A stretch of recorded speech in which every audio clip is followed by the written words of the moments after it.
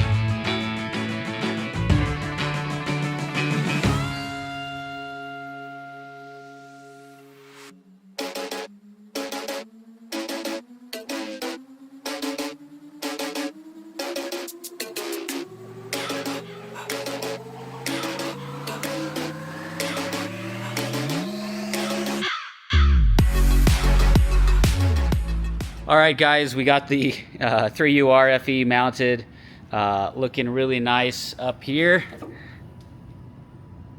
All brand new setup for the parts that we're going to throw on it. Remember that this already has built components in it: manly rods, forged pistons, ARP head studs, and a couple other different parts that we've put in here just for being able to do anything down the road that we want to.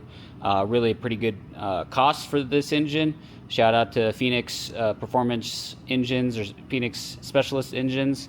out of Phoenix, Arizona. They were able to hook us up with this for a really good deal. So we're going to go ahead and start cleaning all those parts like I mentioned earlier, steam clean and pressure washing and alcohol and so forth, since we're reusing a lot of the parts from the old 3URFE that we just took apart, and we're going to be starting on different aspects of this, probably working on the front timing cover and everything like that first. Then we'll move over to the valve covers, finish out the valley, and then finish out on the bottom oil pans, etc. And then we'll probably end with the rear main seal that goes on this guy. So, okay, we're gonna go ahead and get to it and see how much we can get clean tonight.